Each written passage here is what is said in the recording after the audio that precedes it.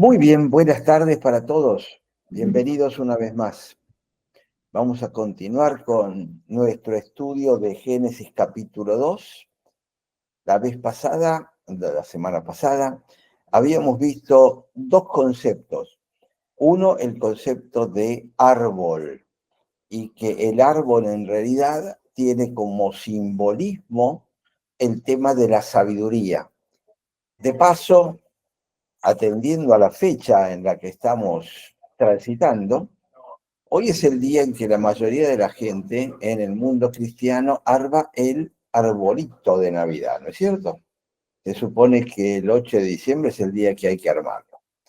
Y el arbolito de Navidad lleva un montón de luces y bolas brillantes y un montón de ese tipo de cosas. Bueno, en el mundo cristiano, esto es una nota al margen. En el mundo cristiano, el arbolito de Navidad entró a partir de la religión babilónica. Fue incorporado dentro del cristianismo como el arbolito de Navidad. Ahora, ¿qué representa el árbol de Navidad? Significa el árbol de la tentación. Por eso están las luces y las bolas brillantes y la estrellita arriba, porque es el árbol de la seducción. Es el árbol de la ciencia del bien y del mal, transformado en imagen traído desde la religión babilónica e incorporado inocentemente en el mundo cristiano. Así que me parece que es interesante por lo menos saberlo, conocerlo, justamente eso y la tradicional rosca de Pascua para Pascua. La rosca de Pascua también tiene el simbolismo traído desde la religión babilónica, que se comían tortas para poder festejar esa fecha, y las tortas tenían huevos. En el huevo era que venía Marduk, hijo de Semiramis, la reina del cielo, y de Marduk padre, que se colocaba en forma de huevo y revivía. Entonces la rosca de Pascua también tiene un origen babilónico. Lo que pasa es que fue incorporada en el mundo cristiano y todos pensamos que pertenece al mundo cristiano. Me parece simplemente un detalle de color para comentarles. Entonces habíamos visto el árbol, el significado del árbol, y el significado era sabiduría. Y no solo sabiduría, habíamos hablado de que había dos tipos de sabiduría: la sabiduría divina, la sabiduría de lo alto, como lo llama Santiago, y la sabiduría terrenal de acá abajo. Entonces, siempre el árbol tiene ese significado y está conectado con el madero, la cruz de Cristo.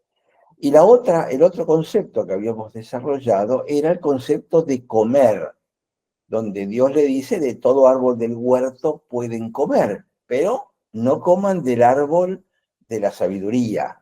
Déjenme que le cambie el nombre para ser más claro. No coman del árbol de la sabiduría, porque el día que coman de él van a tomar decisiones equivocadas, porque es el árbol de la sabiduría terrenal. El consejo que les pueda dar ese árbol, esa sabiduría, va a provocar muerte. Entonces, la palabra comer, yo les había marcado qué importante que era acá en Génesis 2 como referencia. Y cuántas veces el propio Jesús, lo habíamos visto en el Evangelio de Juan, en el Evangelio de Lucas, él habla de la comida. Tengo una comida para comer que ustedes no saben, no solo de pan vivirá el hombre, ¿se acuerdan? Entonces, la palabra comer también tiene que ver específicamente con esto. Y ahora vamos a avanzar un poquitito y acá les voy a compartir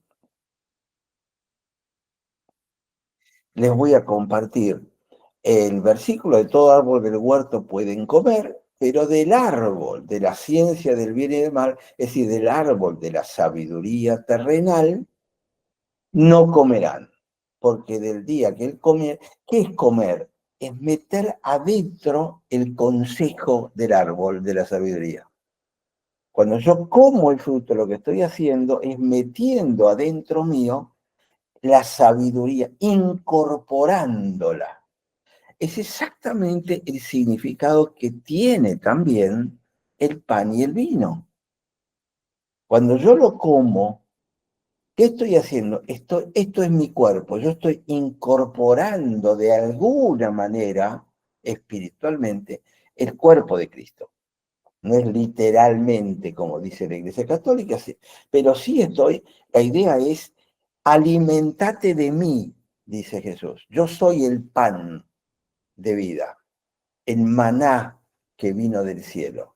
El pan era lo que lo sostenía, era el alimento más importante de la comida para alguien del Medio Oriente. Así como para alguien del Lejano Oriente, la comida esencial es el arroz. Para el Mediano Oriente es pan. ¿Por qué? Porque la comida se comía sin cuchillo y tenedor. Esto forma parte de la cultura occidental. Entonces, ¿cómo se agarraba la comida? Con el pan.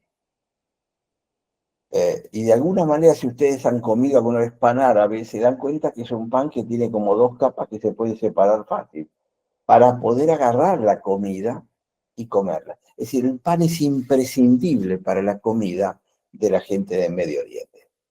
Entonces, quería volver a marcar esto porque me parece que es sumamente importante. Entonces, seguimos para adelante. Dice,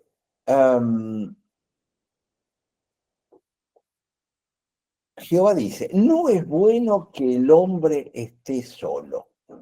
Entonces empieza, digamos, una nueva serie de símbolos que les quiero compartir. Es la primera vez que aparece algo negativo. No es bueno. De alguna manera, hasta ahora la frase de Dios en Génesis capítulo 1 era, y vio Dios que era bueno, y vio Dios que era muy bueno. Pero esta es la primera vez que dice, no es bueno. Entonces es significativo que sea justamente porque el hombre está solo. O sea, no es bueno que el hombre esté solo. Justamente uno de los problemas de nuestra sociedad actual es la soledad.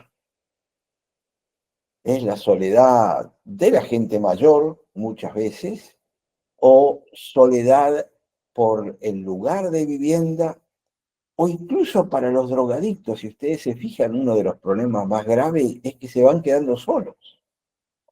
Entonces, ya aquí Dios dice, no es bueno que el hombre esté solo. No es bueno vivir si no es en sociedad. Entonces aparece este concepto de le haré ayuda idónea. Y la ayuda idónea tiene un concepto que creo que es muy importante poder llegarlo a entender.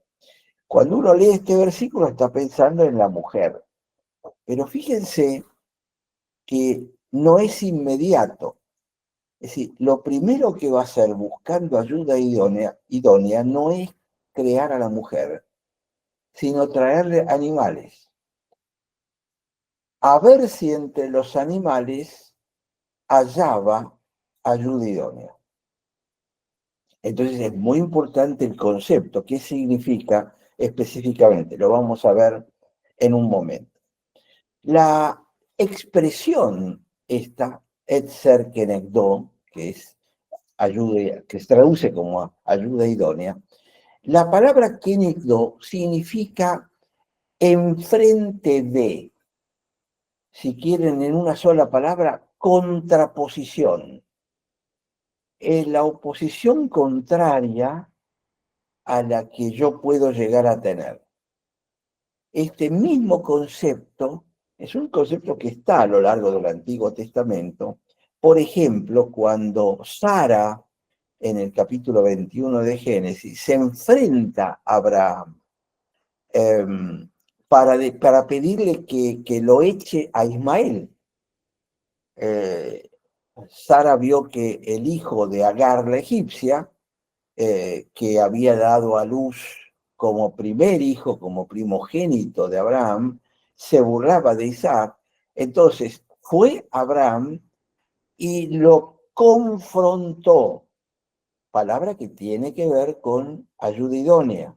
Lo confrontó y le dijo, echa a esta sierva y a su hijo, porque dijo, esta sierva no va a heredar con Isaac, mi hijo. Entonces, el concepto de confrontar es lo que de alguna manera en breve vamos a compartir. Entonces, fíjense, antes de ir al concepto final, fíjense que ahí Jehová Dios formó, pues, de la tierra toda bestia del campo. Se dan cuenta que esto es el otro relato, no es el relato de Génesis 1, es el nuevo relato. Es decir, es como que creó al hombre y todavía no había creado los animales aparentemente. Entonces, forma, le da forma, no dice creó, acá dice le dio forma, pues de la tierra toda bestia del campo, toda ave de los cielos, y se las trajo a Abraham para que viese cómo las había de llamar. Es decir, ponerle nombre. Es la razón por la cual le ponemos nombre a nuestros hijos. Nosotros lo hacemos porque nos suena bien, nos suena lindo. Para el hebreo el poner nombre tiene mucho que ver con la esencia de la persona, con quién es la persona. Entonces es una especie de atributo que va a tener la persona. Por eso, por ejemplo, a Simón lo va a llamar, le cambia el nombre y le pone Pedro. A Saúl le cambia el nombre y ahora se va a llamar Pablo.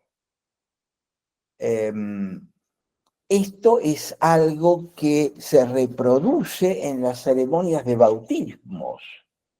Estoy hablando del bautismo de los niños, donde se le pone nombre en el bautismo, dicen, bueno, ¿qué nombre le van a poner? Tal, fulano de tal. Bien, ese es el nombre.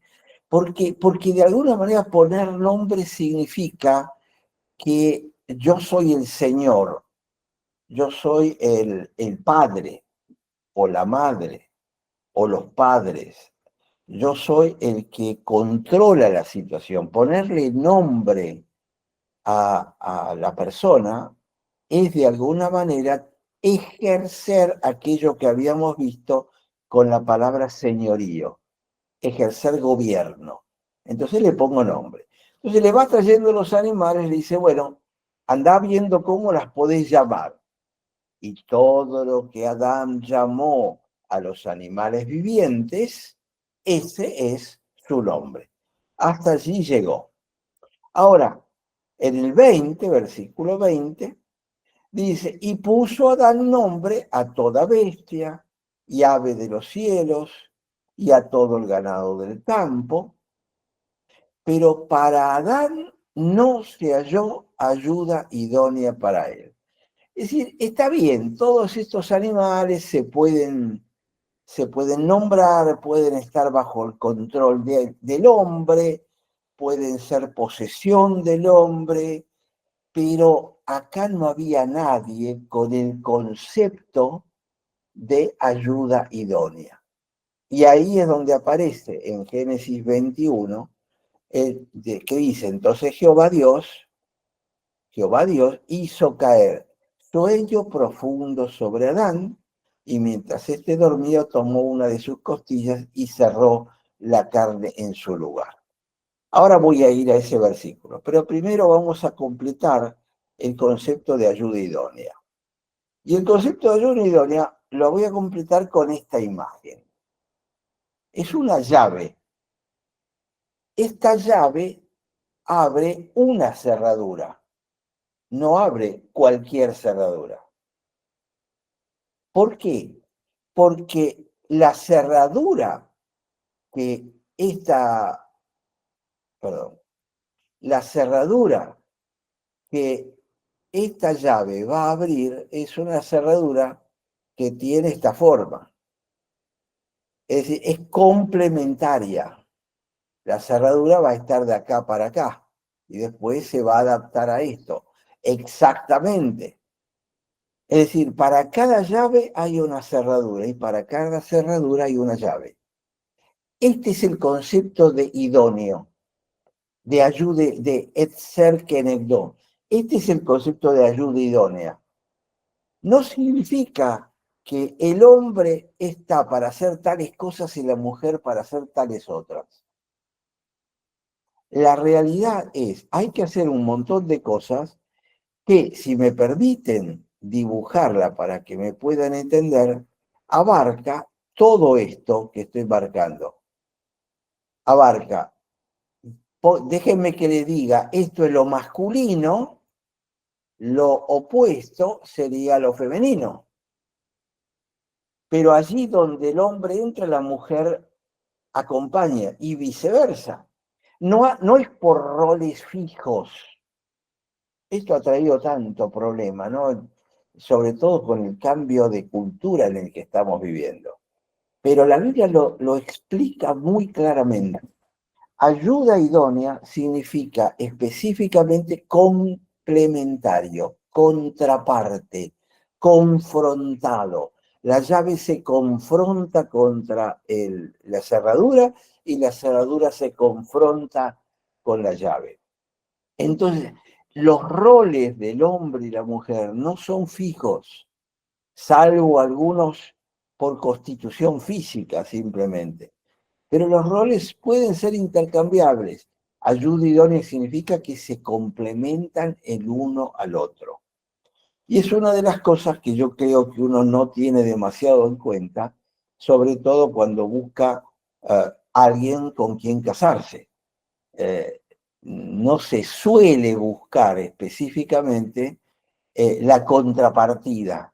Se busca una imagen mental que generalmente es cultural que tenemos y se trata de buscar algo que encaje con eso.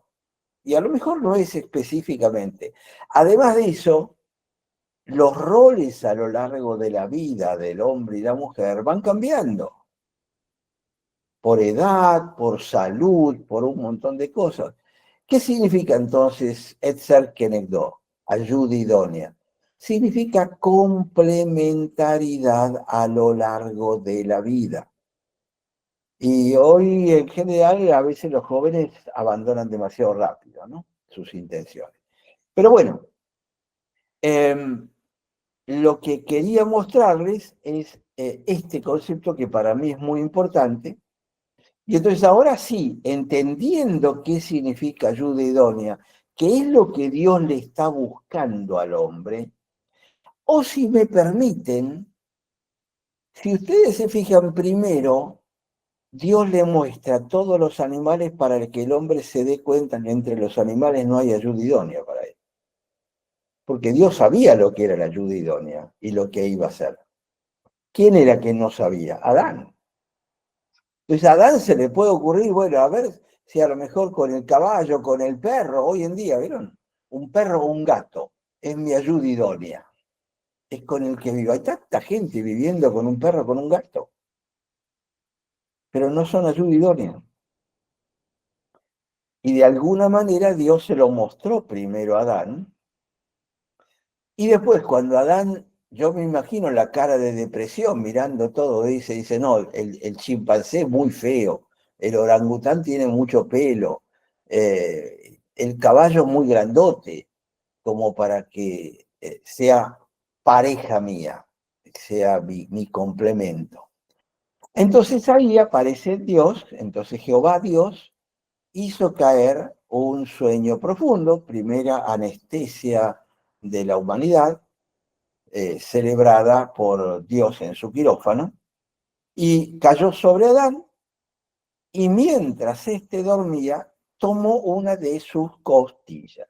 Acá tenemos otra palabrita para explorar un poquitito. La costilla en hebreo significa algo así como algo pequeño. Déjenme que le diga así, una costillita, un pedacito de costillita. Esa sería una de las traducciones.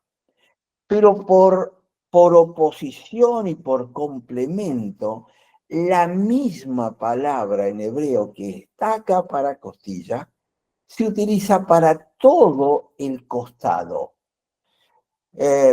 Los argentinos van a entender si les digo todo el costillar del animal. ¿Vieron donde se hace el asado?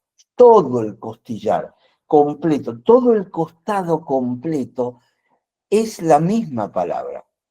Entonces, no es solamente una costillita, un pedacito de costilla, aunque Dios, por supuesto, pudo haberlo hecho, pero el concepto es que tomó algo del costado del hombre, ni arriba ni abajo, y esto todos los comentaristas a lo largo de los siglos lo han repetido. No lo tomó más arriba para que esté por arriba del hombre, no lo tomó de las piernas para que no esté abajo del hombre, lo toma al costado para que esté al mismo nivel. Es la ayuda idónea. Es lo que Pablo describe en Efesios 5:18, si no me equivoco, que dice, someteos los unos a los otros.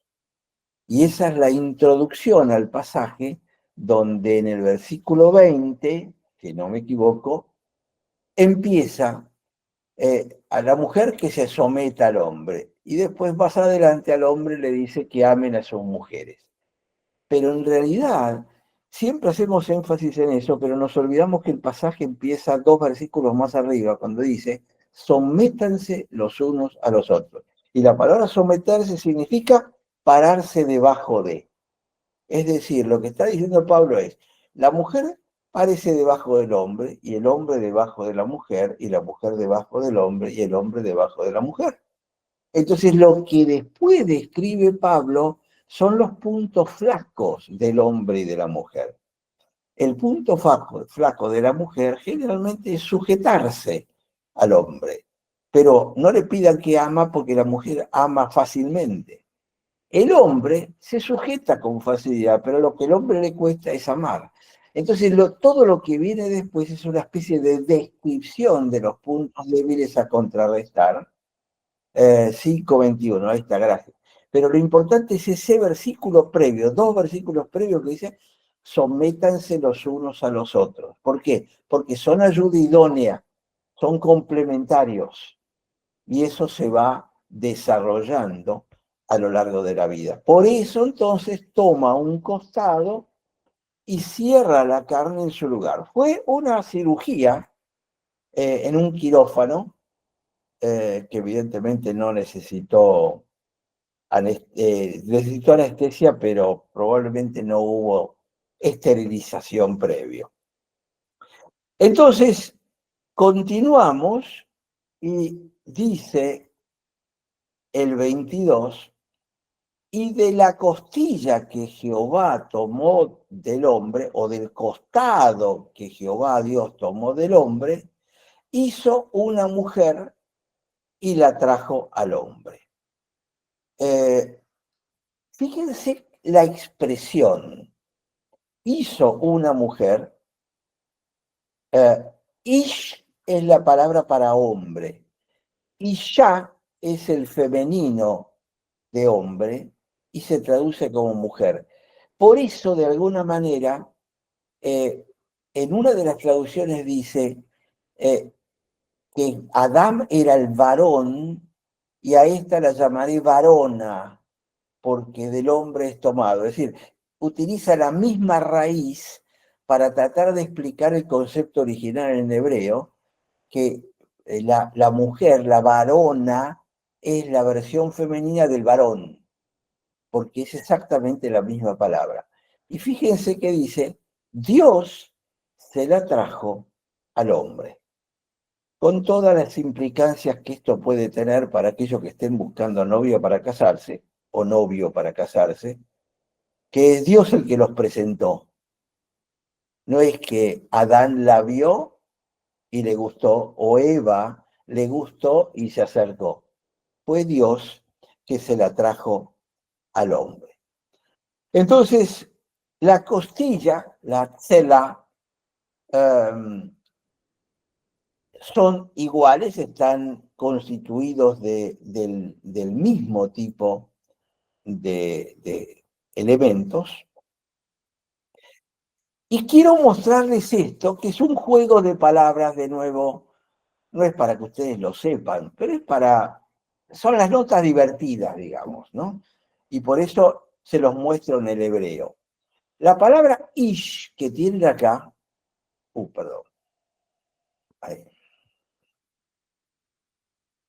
La palabra ish, que la tienen escrita acá, significa varón. La palabra isha es la palabra varona. Termina con esta letra final que la hace la misma palabra, pero en femenino. Ahora, dicen, y esto es una nota de color, cuando digo nota de color, quiero decir que es un juego con las letras, pero no es para tomarlo como sacramental o como doctrina. Pero dicen lo siguiente, los hebreos. Si yo le saco esta letra, la I, a la palabra ish, de paso, ish significa fuego. Toda la palabra esta, en hebreo, aparte de varón, significa fuego también. Entonces, si yo le saco la I y le saco la letra final y la junto, esta palabra se lee como Yah, que es la forma abreviada de Jehová, Yahvé, Yah. Sea alabado el nombre de Yah, dice en algunas versiones. Yah es la abreviatura del nombre de Dios. Entonces lo que dicen, si ustedes le sacan la letrita esta, la yodo, y le sacan la última letra a la mujer, los dos quedan iguales.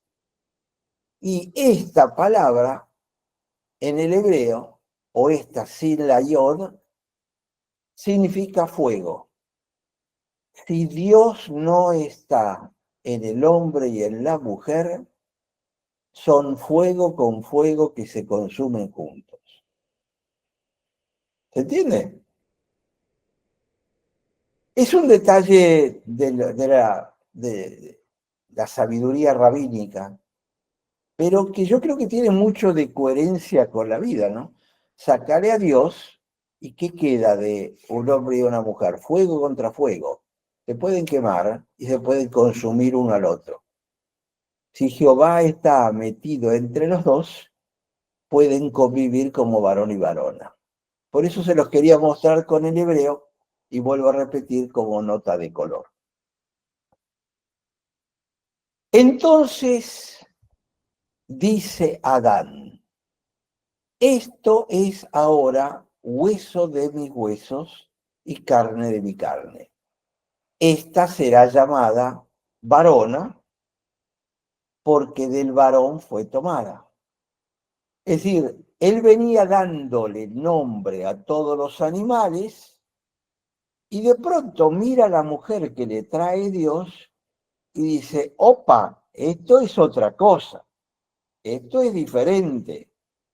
Además, esta tiene mi esencia, tiene mi hueso, tiene mi carne, esto es similar a mí. Los animales no son similares.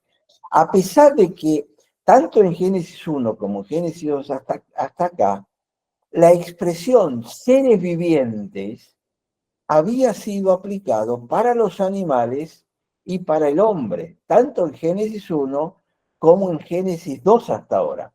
Es decir, son todos seres vivientes, los animales, el hombre y la mujer. Pero Adán, cuando le traen a Eva, dice, esta es diferente. Esta no es solamente un ser viviente, acá hay algo más. Entonces la nombra con su propio nombre. De varón, ish, isha, varón, varona. Y ahí viene este versículo que está como colocado allí y que siempre lo mencionamos en los casamientos. Por tanto, dejará el hombre a su padre y a su madre, y se unirá a su mujer y serán una sola carne. Ahora, dejará el hombre a su padre y a su madre. Evidentemente, si se lo hubiesen dicho a Adán y a Eva, no hubiesen sabido quién era el padre y la madre, ¿no? Entonces, evidentemente, esto es un aditamento posterior que tiene que ver con la liturgia rabínica. Pero donde quiero marcar dos palabras que me parece interesante. Una, esta palabra, se unirá. Espero que todos conozcan lo que significa cola de carpintero. Es un líquido blanco que se pone para pegar maderas. O estos pegamentos que utilizan los chicos para pegar figuritas en la hoja de los cuadernos.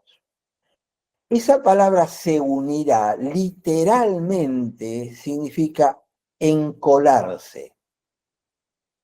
Si yo trato de separar algo que fue encolado, imagínense una figurita que pegan en el cuaderno de disco y tratan de despegarlo, lo más probable es que va a quedar un agujero o en el papel o en lo que han pegado. Yo recuerdo cuando era chico que uno despegaba las cartas del sobre con el vapor de una pava, porque eso iba despegándolo como para que no se notara, y aún así a veces se rompía cuando estaba muy pegada. Bueno, cuando se rompe la unión entre un hombre y una mujer, que en el casamiento se han encolado uno con el otro, siempre uno de ellos o los dos se llevan una parte del otro, dejando un hueco de los dos lados. Me parece que es interesante como figura para utilizar esta palabra específica que dice se unirá a su mujer. Y no, Sandra, una sola carne es una cosa, pero ahora serán una sola carne. La palabra sola es sobre la que quiero marcar, por eso la puse ahí en negritas. Cuando vimos Génesis 1, yo les dije que el día 1 no era el día primero, era el día 1, único, completo, totalmente diferente a todos los demás. La misma expresión, ejad en hebreo, se utiliza en el Shema. Shema Israel, el Señor nuestro Dios, el Señor uno es. Dicho en hebreo, cuando dice el Señor uno es, la palabra que se usa es ejad. La misma que acá. Serán ejad, carne. Serán única, pegado, diferente. No es una sola carne como palabra pasajera. Es una palabra crucial en el hebreo. Está elegida muy cuidadosamente porque esto es único. Esta unión, este encolado, es único y diferente de todos los demás que quieran hacer. Entonces, por eso es que les he marcado la palabra unirse, encolar, y ejad serán una carne. Sola sería una aclaración, serán una carne, una, no la podés separar, porque ahora ya no son dos. Justamente hay una expresión muy común en nuestro mundo actual que se utiliza la palabra pareja. Esta es mi pareja. ¿De dónde viene la palabra pareja? De par, dos. En cambio, el matrimonio es uno. Hombre y mujer son uno, no son pareja. Una pareja son dos. A veces, a ver, ahí me están preguntando algo, puede ser que sea la misma persona que se usa en 17. Sí, exactamente. Jesús y el Padre, por supuesto, Jesús 17 está escrito en griego. Entonces, en griego el concepto no es tan fuerte como en el hebreo, pero Jesús no hablaba griego, Jesús hablaba arameo. Entonces, cuando Jesús oró, utilizó la palabra ejad, seguro. Como tú y yo somos uno, que ellos sean uno con nosotros. La palabra ahí utilizada es ejad, ser uno con Dios. Entonces, hoy en día que se utiliza tanto la palabra pareja, esta es mi pareja, pareja significa que son dos y no que es uno. Y hay que tener cuidado con eso. El viejo concepto, esta es mi media naranja, la media naranja se une con otra media y entre los dos forman una naranja, donde intercambian los jugos de un lado para el otro. En cambio, una pareja son dos naranjas que solamente se conectan en un punto, porque son dos, no es una. Pero me parece que es otro concepto interesante para tener en cuenta. Y termina este capítulo con Génesis 2:25, que empiezan a tener un par de palabras que están relacionadas con el comienzo del capítulo 3, donde empieza, si hasta ahora fue lindo, ahora va a empezar la parte más linda. Génesis 13 es el corazón del relato. Pero Génesis 2:25 dice, y estaban ambos desnudos, Adán y su mujer, y no se avergonzaban. Entonces, la palabra desnudos literalmente es la palabra arumim. Y si están tomando nota, anótenla porque es otra de las palabras con las que ahora vamos a jugar un poquitito, porque tiene que ver con el árbol de la ciencia del bien y del mal. La palabra arumim significa desnudos, como termina en im, es plural. La palabra central, digamos, es arum, que sería desnudo. Ahora, cuando va a empezar capítulo 3, y si tienen abiertas las Biblias lo van a ver, habla específicamente de que, pero la serpiente era astuta. Es lo que viene inmediatamente después. La palabra astuta es arum. Es la misma palabra. Acá la palabra se traduce como desnudo. En el capítulo 3, arum se traduce como astuta y está hablando de la serpiente. Ahora, ¿de dónde viene la distinta traducción que parecen tan incompatibles? Si uno los ve en el hebreo, esto se pasa de largo, si uno directamente no lo ve. ¿Por qué ocurre esto? Por lo siguiente, la palabra arum se traduce en su raíz como inteligencia. Si ustedes lo quieren, como sabiduría. La serpiente era astuta. ¿Qué significa? Hay otros pasajes de la escritura, más adelante lo vamos a ver un poquitito más, donde se utiliza la palabra arum y sin embargo no se traduce como astuta, se traduce como prudente o inteligente. Entonces, ¿qué significa? Que hay diferentes interpretaciones para exactamente la misma palabra. ¿Qué hay en la raíz, en el corazón de esta palabra, entonces, que da para desnudo, astuto, prudente o inteligente, y es toda la misma palabra. Y acá es donde viene la razón por la cual yo vengo insistiendo tanto en la sabiduría de Dios. Porque el concepto que está detrás de esto es sabiduría. La sabiduría de la serpiente, a diferencia de la sabiduría de Dios. La sabiduría de Dios existía desde antes de la fundación de los tiempos, era parte de Dios. Y podemos resumirla en la palabra Jesús, con todo lo que Jesús implica.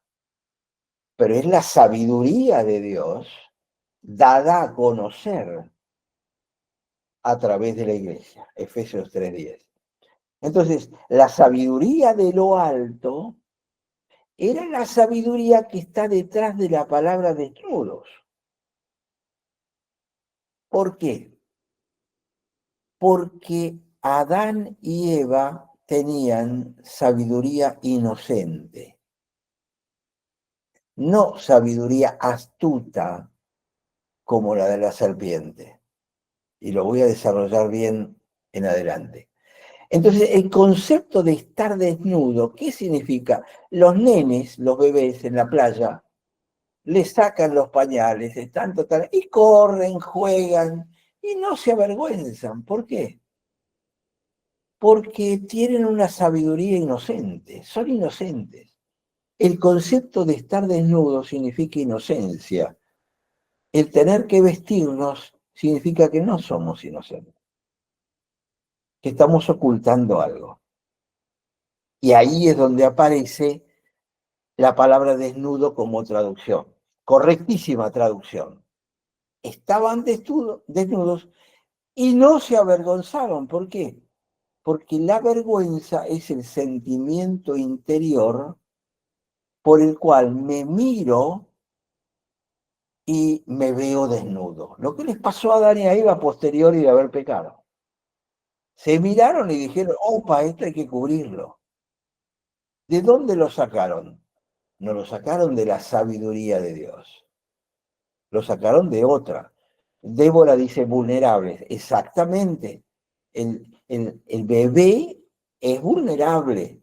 Estaban desnudos y justamente porque eran vulnerables es que la serpiente los pudo atacar. Pero fíjense que la vergüenza, ¿se acuerdan que yo les he comentado que en el pensamiento griego, la palabra clave religiosa es culpa? Y la culpa es aquello que hago mal. Pero en el Medio Oriente, el concepto cultural no es tanto de culpa, sino es de vergüenza. No es lo que hago, sino lo que soy. La vergüenza tiene que ver con lo que soy. Y acá lo que dice es, ellos se miraban y no se avergonzaban porque eran puros, transparentes, habían sido creados sin pecado, sin error. Entonces no se avergonzaban. Después ya no se pueden mostrar, se miran para adentro y dicen, yo no me puedo mostrar así como estoy, habiendo desobedecido a Dios. Entonces aparece la vergüenza. Y la vergüenza es ese sentimiento interno que a veces aparece cuando la cara se pone colorada, pero que la gente no ve. La gente puede ver mi culpa, pero no mi vergüenza. Yo soy el que puedo sentir vergüenza y sin embargo no sentir culpa o no aparentar culpa. A veces nos avergonzamos por cosas de las cuales no somos culpables.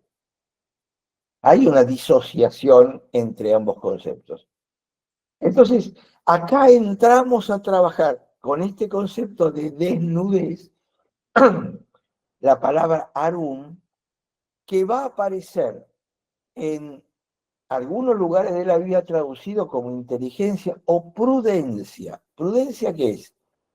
Y yo si soy sabio, acá no me voy a meter, voy a ser prudente. Es probable que eso tenga como raíz la sabiduría de lo alto. Y hay veces que somos prudentes por sabiduría de lo abajo.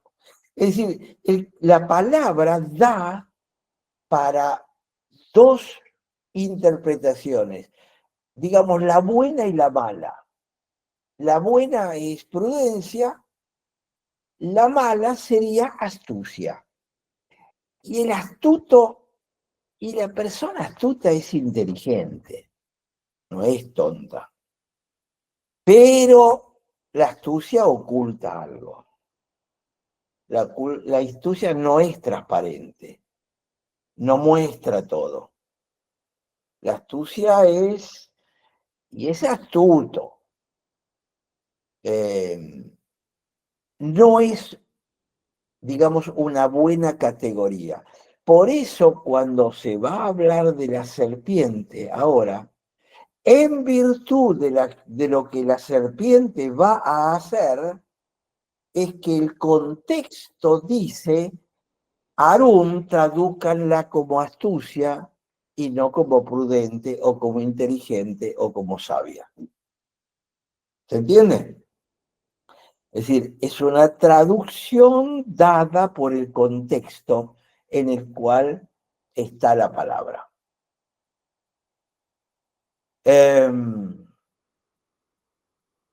Bueno, ¿tenemos algo, Belén? ¿Queda claro? No, ya usted iba leyendo, se me venía el pasaje de astutos como serpientes, ¿no? Ahí en Mateo 10.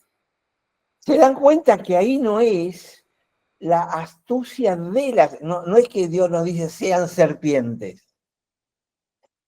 Él está pensando en hebreo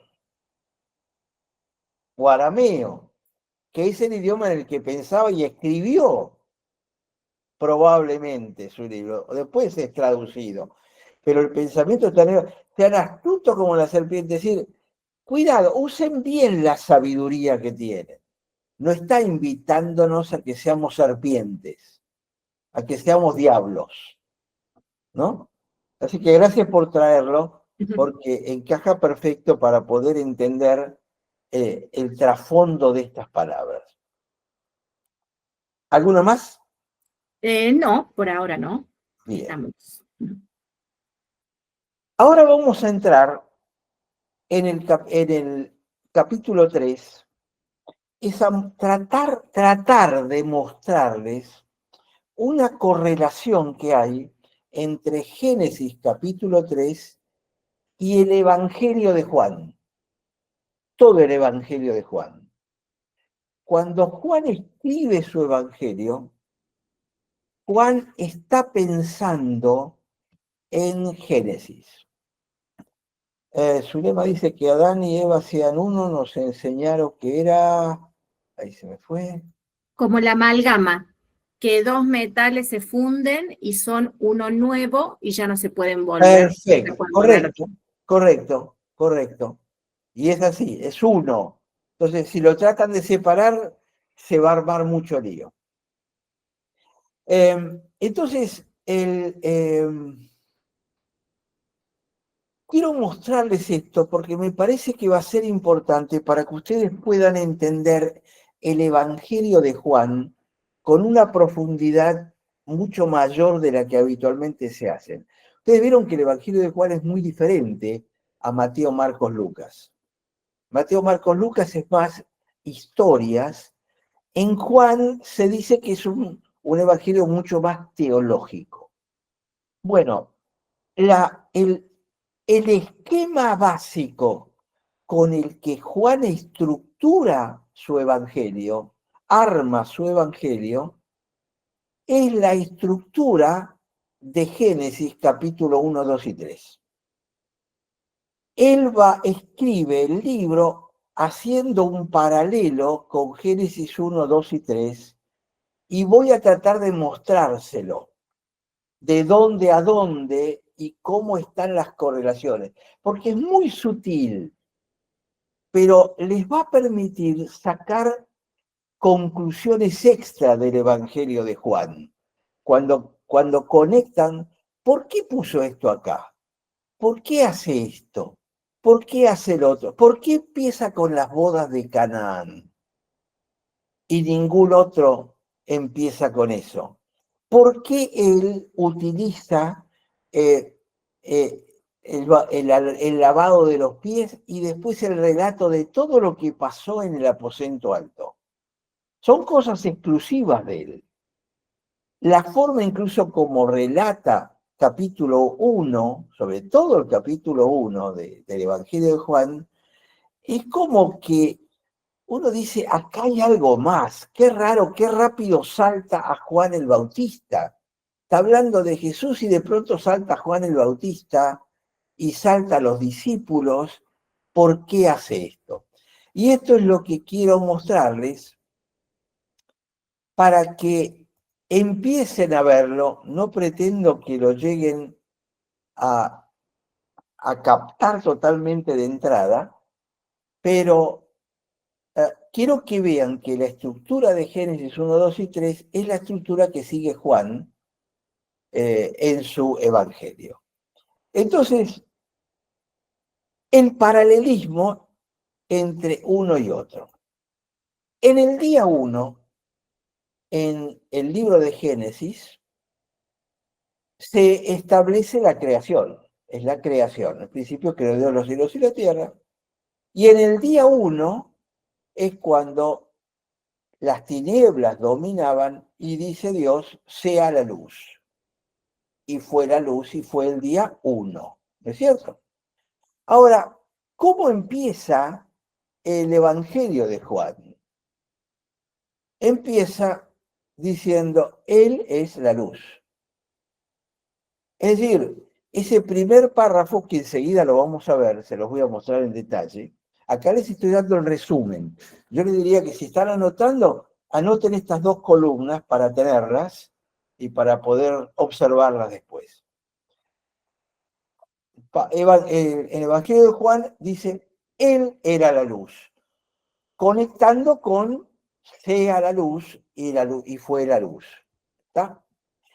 En el día 2, ¿qué hizo Dios? Separó las aguas de arriba de las aguas de abajo. ¿Se acuerdan? Los cielos de las aguas de abajo. ¿Cómo continúa el Evangelio, capítulo 1 del Evangelio de Juan? Aparece en Juan 1:19 la descripción del bautismo que Juan el Bautista estaba haciendo en las aguas de abajo.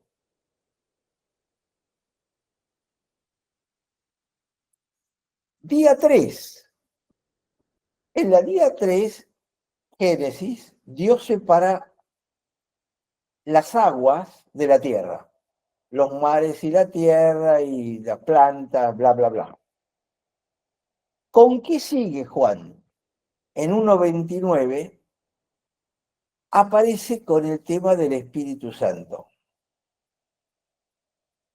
Y ahora lo vamos a ver con un poquitito más detalle. Aparece el tema del Espíritu Santo y uno dice, ¿qué tiene que ver? Ahora vamos a ver inmediatamente esto. Día 4. Crea las luminarias, Dios. ¿Con qué se correlaciona? Y en Juan 1:35 aparecen los discípulos. ¿Se acuerdan que el propio Juan dice en algún momento, ustedes tienen que ser luminarias en el mundo? Lo dice Pablo también. ¿Qué es una luminaria? Luminaria es una, ¿se acuerdan que se los comenté? Una óptica que refleja luz. Cristo es la luz, yo como discípulo reflejo la luz de Cristo. El discípulo es una luminaria. Es decir, Juan está poniendo las luminarias en los cielos y ustedes, discípulos, son las luminarias en la tierra. Día 5. Dios creó los peces y las aves. Y yo les dije, la palabra clave para el día 5 es multiplíquense, llénense. llenen la tierra. ¿Qué dice Juan en 1:43? Aparecen más discípulos. Está la llegada de más discípulos, se multiplican los discípulos. En el día 6 se crean los animales, aparece el hombre, aparece la caída del hombre. ¿Qué aparece en Juan? A partir, y este es un punto clave, del capítulo 2, versículo 1, y hasta el final del capítulo 12:50, se describe la obra de Cristo. Fíjese que el 2:1 es la boda de Canaán. Las bodas de Canaán es donde hay un casamiento. El Cristo se viene a casar con su iglesia. Empieza la boda, empieza el trabajo. Y para hacérselo más claro, ¿cuál va a ser la obra de Cristo? La obra de Cristo, como segundo Adán, es corregir lo que el primer Adán hizo mal. Entonces, el día 6 para el Evangelio de Juan es todo el trayecto de Cristo desde las bodas de Canaán hasta antes de lavarle los pies a los discípulos. Todo eso. Juan 3 está Nicodemo. Todo eso es una progresión. ¿Por qué? Porque Juan lo que está tratando de probar es Cristo es el que vino para solucionar el problema de Génesis 3. Y en el día 7 aparece el Shabbat, comienzo del capítulo 2 de Génesis. Pero cuando termina el relato del aposento alto, en Juan 19:42, aparece el descanso del sábado, cuando Cristo ya estaba muerto. Y lo que va a venir después ya no es la primera semana que ustedes tiran a la izquierda. ¿Se dan cuenta que en la izquierda tienen la primera semana? A la derecha tienen la primera semana en símbolos, pero el domingo va a empezar la segunda semana. La segunda semana empieza con la resurrección de Cristo, la semana del Espíritu. Si ustedes quieren, la primera semana era la semana de la carne, la semana segunda es la semana del Espíritu. Es todo simbólico. Ahora, si no se los muestran, es muy difícil de poder ver estas cosas. Por eso que quiero mostrárselos, porque es realmente apasionante ver la estructura que Juan llegó a poder desarrollar. Volviendo al tema de la astucia, en Lucas 16 dice Betty, a ver, en Lucas 16, la parábola del mayordomo infiel, hay un elogio a la astucia mala. Y alabó el amo al mayordomo malo por haber hecho sagazmente, porque los hijos de este siglo son más sagaces en el trato con sus semejantes que los hijos de la luz. ¿Cómo se aplica un elogio a la sabiduría que no es de lo alto? Miren, para eso tendríamos que hacer, después que terminemos con la cosmovisión, las parábolas, el estudio de las parábolas, porque esa sería la interpretación plana. Cuando hacemos la interpretación en la mentalidad hebrea, el concepto cambia. La Biblia no está fomentando que nosotros seamos astutos en el mal sentido, sino está diciendo algo así. Si aquel que es malo puede usar su inteligencia para conseguir resultados, ustedes, que son hijos del Padre, usen su inteligencia también para conseguir resultados. Les hice un resumen de la parábola. Anótenlo, vayan a verlo, léanla de nuevo con ese concepto y van a ver que encaja perfectamente bien. Pero también depende, perdón por ser tan insistente, de entender la mentalidad hebrea. A los latinos nos cuesta una barbaridad porque somos griegos y latinos, herederos de la cultura católica, aunque no nos guste, somos católicos de cultura. Y nos cuesta mucho, nos dicen que no, que los griegos, nos ponemos nerviosos, pero es por eso que nos cuesta entender pasajes de la Biblia entera. Estamos ya cerca de la hora. Déjenme darles un poquitito de el primero de estos. Fíjense que en el Antiguo Testamento dijo Dios sea la luz y fuera luz, y vio Dios que la luz era buena, separó la luz de las tinieblas, la llamó día, las tinieblas llamó noche, la D mayúscula y la N mayúscula son latinas, porque el hebreo no tiene mayúsculas. Son interpretación del traductor, ¿está? Pero es una correcta interpretación. ¿Por qué? Porque día y noche acá está relacionado con el concepto de luz, por lo que se está entendiendo que la luz es Cristo. Por eso el contexto me lo hace poner con letras mayúsculas. Ahora, fíjense cómo dice Juan. En él estaba la vida, y la vida era la luz de los hombres. La luz en las tinieblas, fíjense, acá está la palabra tinieblas, resplandece, y las tinieblas no prevalecieron contra ella. E inmediatamente pasa un hombre enviado de Dios llamado Juan. ¿Por qué no seguiste? Porque el objetivo era otro. Entonces dice, este vino por testimonio, para que dice testimonio de esta luz, que era Cristo, a fin de que todos creyeran en él. Juan el Bautista no era la luz, sino que vino para dar testimonio de la luz. Fíjense cómo todo está centrado en Jesús es la luz. Y dice, aquella luz verdadera. ¿Se dan cuenta? Esto es luz verdadera. La luz del cuarto día, del sol, la luna, las estrellas y las galaxias, no es luz verdadera. ¿Por qué? Porque lo verdadero es espiritual. Conocerás la verdad y la verdad te hará libre. ¿Qué significa la verdad? Conocerás el mundo espiritual, y el mundo espiritual es lo que te va a hacer libre. La palabra verdadera está relacionada con el mundo espiritual. Esa luz verdadera alumbra a todo hombre y venía ¿a dónde? A este cosmos.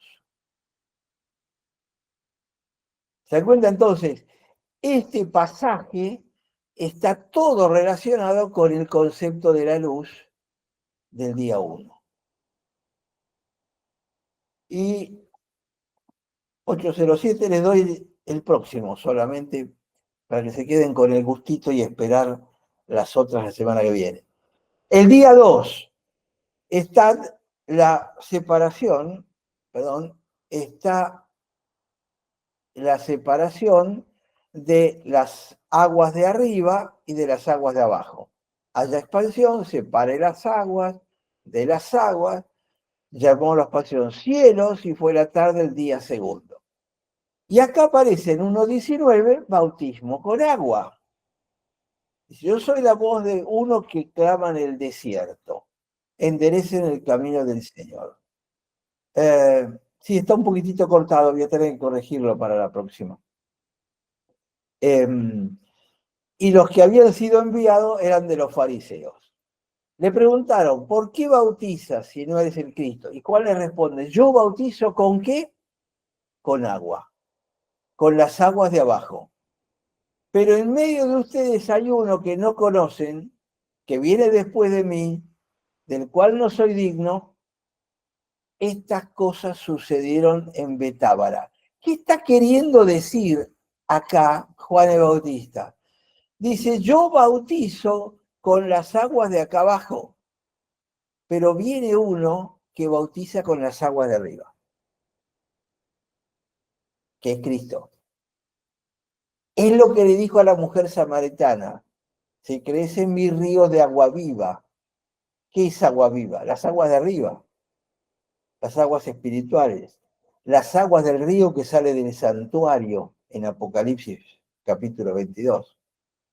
Simbólicamente, el bautismo con aguas de acá abajo es un bautismo de arrepentimiento, pero el que salva es el bautismo de arriba.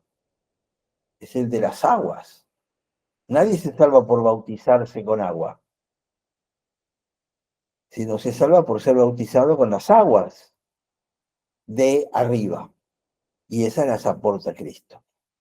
Así que bueno, hasta acá me parece que por hoy es suficiente. No sé si hay alguna pregunta. Y si no, No hay preguntas. Sí, Marcos subió al grupo de WhatsApp ahí estos paralelismos que lo vamos a seguir viendo. Y Analia nos ayudó también compartiendo la parábola, la número 7, ahí en su canal de YouTube, Doctor DR Aldo Fontao, y la pueden ver si así lo desean. Y de paso hay muchas cosas subidas del pastor para disfrutar también y seguir aprendiendo de otras temáticas. muy bien, acá terminamos entonces por el día de hoy. Que Dios los acompañe.